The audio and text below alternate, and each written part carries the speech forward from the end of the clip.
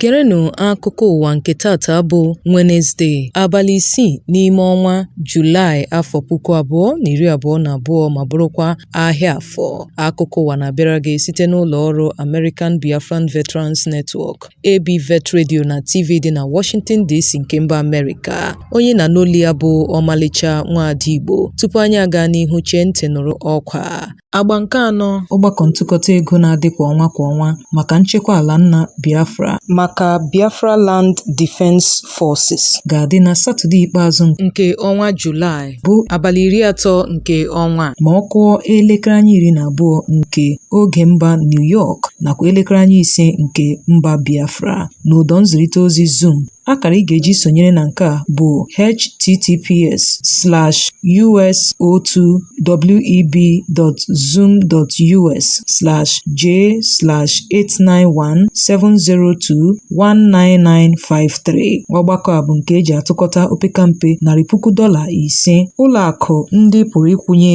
ego a gụnyere ụlọakụ Trust. Aha akpa ego ya bụ ABVet. Routing bụ 055003308. Ara ụlọakụ ya bụ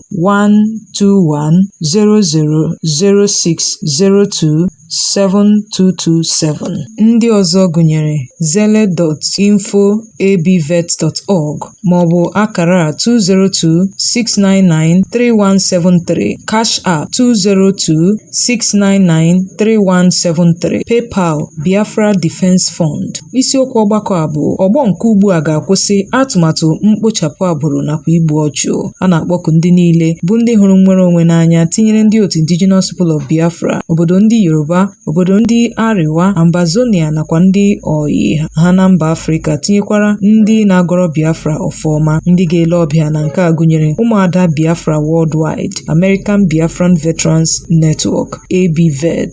Ị pụrụ inweta ha n'akara ekwentị nke ABVet bụ 202-250-0001 maọbụ nwaada Ndidi Amaka n'akara ekwentị a 904-525-1258. Ụmụada Biafra na-akpọku gị ka ịtụnye opekampe ihe ọbụla ị nwere iji nye aka na nchekwa ala nna.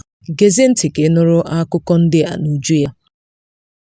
Ndị na-eyi ndụ egwu zọchiri n'igwe ọnụọgụgụ ha na mgbede Tuzdee ma wakpo ụlọ mkpọrọ dị na Kuje, isi obodo Naijiria bụ Abuja. Ha jiri ogbunigwe wee gbasasịa ya bụ ụlọ mkpọrọ ma tọhapụkwa ndị otu Boko Haram nakwa ndị omekome bụ ndị bụ akatamkpo n'ịganye aka na mpụ dị iche iche n'ebe ahụ. Ka o sila dị, ozi anyị nwetara kọwara sio na ogbunigwe malitere na-agba aghara mgbe o jiriri nkeji 25 gafee elekere 10 nke abalị, dịka ha gakwara n'ihu gbaa egbe aghara ebe ndị bi na mpaghara ahụ banyere n'oke ụjọ. Nchọpụta emere gosiri na ezipụrụ ozi ịdọ aka na ntị nye ụlọ ọrụ na-ahụ maka ụlọ mkpọrọ na Naịjirịa, mana ha ejighị ozi a wee kpọrọ ihe. Ka o sila dị, nnyocha emere gosiri na ndị a na-eyi ndụ egwu ụlọ mkpọrọ ahụ site n'iru ma n'azụ. Ndị hụrụ mgbe nke a mere sịrị na ndị a na-eyi ndụ egwu bụkwa ndị ruru 100 mmadụ 3, bụkwa ndị jiri ọgba tumtum zọchie ma na-etikwa alụwa kubara ma gakwa n'ihu gbasasịa ya bụ ụlọ mkpọrọ. Otu onye bụ onye hụrụ mgbe nke a mere, onye na-achọ ka akpọọ ya aha, sịrị na ya bụ njinji bụ nke nọrọ awa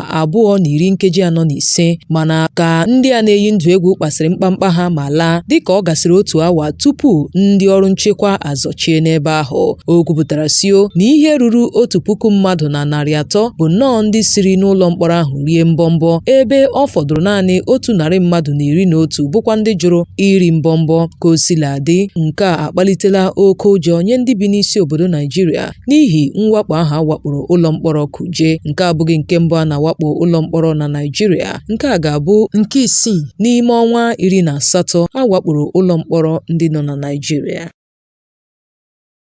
Njinji jiri nyaahụ dịka ndị na-eyi ndụ egwu bụkwa ndị ruru 100 mmadụ 3 gara n'ihu wakpo ọgbara ụgbọala nchekwa nke onye isi ala Muhammadu Buhari nyaahụ bụ Tuzdee. Ozi anyị nwetara kọwara sio na ndị otu nchekwa bụkwa nke ndị nchekwa na ndị nta akụkọ mejupụtara bụ ndị na-aga n'ime obodo Daura na steeti Katsina maka ịga chere onye isi ala dịka ọ ga-aga mmemme Sala na mpaghara ahụ ka ndị ekperima wakporo n'oke ọhịa Zaka nke dị n'ọchịchị kansụl Safana na steeti Katsina. Dịka ozi anyị nwetara siri kọwaa, ndị a na-eyi ndụ egwu gbagburu onye area kọmanda dị na Dusima bụkwa onye zọchirinụ n'oge o nwetara ozi gbasara njinji ahụ na-ejinụ dịka ọ tụfuru ndụ ya, tinyekwara onye uwe ojii ọzọ. Ọnụ na-ekwuchitere ụlọ ọrụ ndị uwe ojii na steeti Katsina bụ Gambo Isa bụ onye kwupụtara igbu ọchụ a sịrị na ndị a na-eyi ndụ egwu bụ ndị ruru 100 mmadụ atọ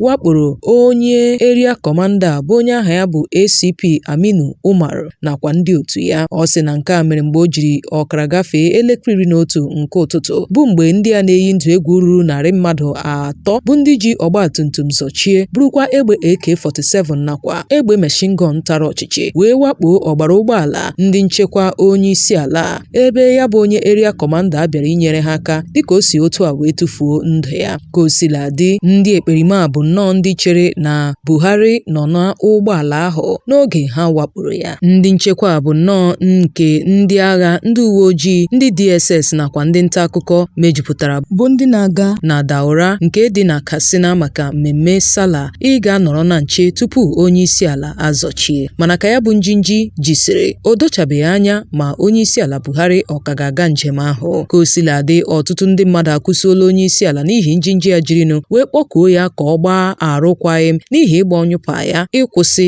ọnọdụ enweghị nchekwa na Naịjirịa.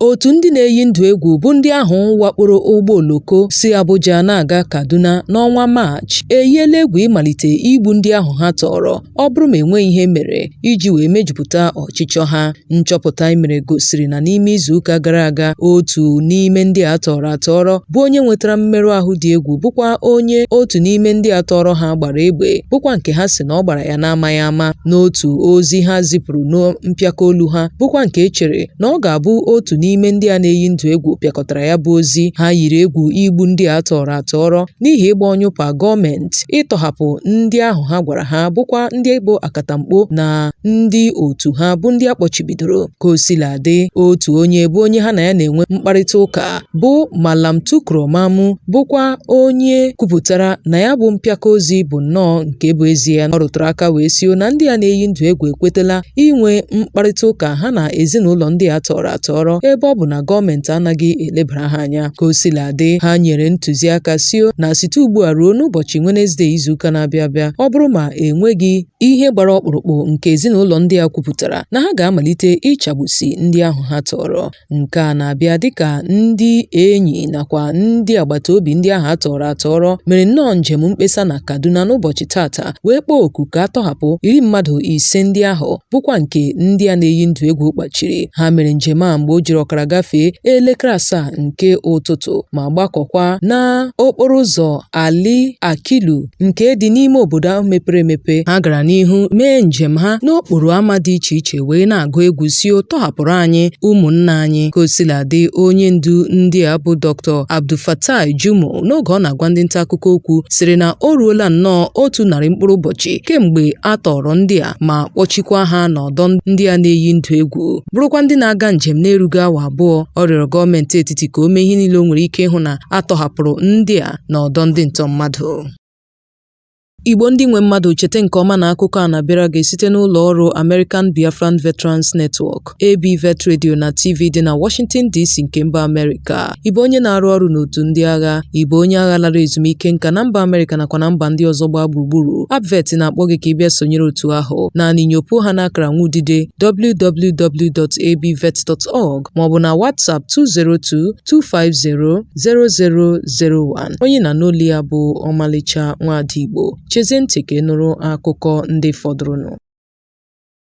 Gọọmenti steeti Katsina ekwuola sio na ndị ekperima agbaala ụlọọgwụ abụọ gbapụtara ihe ọkụ n'ọchịchị kansụl Basari na steeti ahụ. Odeakwụkwọ ukwu gọọmenti steeti Katsina bụ onye na-ahụ maka ụlọ ahụike ndị nta bụ Shamsuddin Yahaya kwupụtara nke a n'ihu ndị nta akụkọ n'ụbọchị Tuzdee. Dịka o si wee kwuo, ọ sịrị na ụlọọgwụ 69 n'ime 1,800 dị na steeti ahụ bụ nnọọ nke emechiri emechi n'ihi ọnọdụ enweghị nchekwa n'ọchịchị kansụl ndị a dị iche iche. Dịka o siri kwuo, ndị omekome a agakwala n'ihu tụgharịa igbe nju oyi nke na-eji anyanwụ arụ ọrụ ma were ya na-eme ihe bụkwa nke ebutere n'ụlọ ọgwụ ndị ahụ. Ọ gara n'ihu gụpụtasịa ogbe dị iche iche bụ ebe ụlọ ọgwụ ndị a dị, dịka ime obodo Jibia, Safana, Basari, Baskari na Sabua bụkwa ọchịchị kansụl ndị gbapụtara ihe na steeti ahụ. Maazị Yahaya sịrị na ndị a agakwala n'ihu tọrọ ụfọdụ ndị ọrụ ahụike ma mesịa tọhapụ ha. Ọ gara n'ihu kwuo sị na ọnọdụ a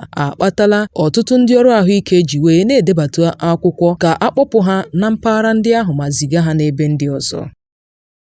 Ndị ụkọchukwu abụọ ahụ bụ ndị a tọrọ na steeti Edo bụkwa ndị ụkọchukwu Katọlik, ndị gụnyere Reverend Fada Udo Peter nakwa Reverend Fada Philemon Obo enwere n'onwe ha pụọ n'aka ndị ntọ mmadụ. Ndị ụkọchukwu ndị a bụ nnọọ ndị asị na-azọpụtara ha, dịka osote aka na-achị steeti ahụ bụ Philip Shuaibu nyere ntụziaka ka ndị isi ọrụ nchekwa zọpụta ndị a. Nchọpụta emere gosiri na Reverend Fada Peter nke St. Peter's Catholic Church dị na Uromi nakwa Reverend Fada Obo nke St. Joseph Retreat Center Uboha nke dị n'ọchịchị kansụl Eshan South East bụ ndị a tọrọ n'okporo ụzọ awara awara siri Bini gawa Auchi na-agbata ime obodo Eho na Eru Ekwen n'ụbọchị Satọde bụ abalị 2 nke ọnwa Julaị. Dị Comrade Shuaibu gara n'ihu nye ụmụafọ steeti Edo mmasị obi ike na gọọmenti agaghị ala azụ tuturukwe mgbe ọ nwụchiri ndị omekome niile ahụ ma gosi ihe ọkụ ji ntị oke eme. Ka o sila dị, o dochabeghị anya ma kwụrụ ego mgbapụta tupu atọhapụ ndị ụkọchukwu abụọ ndị a n'oge anyị nwetara ozi a.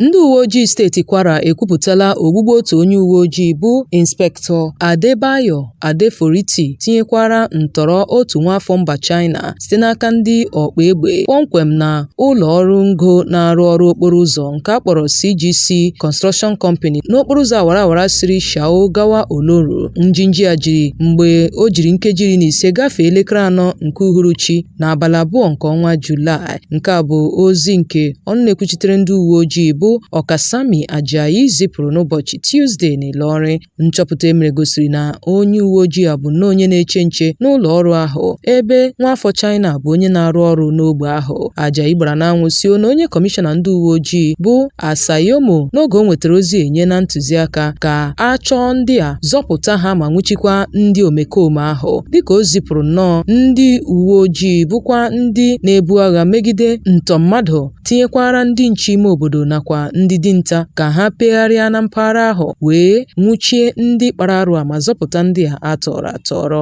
Ọ gakwara n'ihu kpọkuo ụmụafọ steeti ahụ ka ha mụrụ anya ma webatara ha ozi ga-enyere ha aka n'ịrụ ọrụ ha pụrụ iche. Igbo ndị nwe mmadụ a sị na ọkazi anaghị eju akpa ekechie ya ọnụ, ya mere n'ebe a ka anyị ga-achịkọta ya n'akụkọ anyị nke taa. Cheta nke ọma na ọ bịara gị site n'ụlọ ọrụ American Biafran Veterans Network ABVet Radio na TV dị na Washington DC nke mba Amerịka. Onye nụrụ olu ya bụ Omalicha Nwada Igbo. Ụbọchị nta ka ịchụọ na were nchi ka emesịanụ.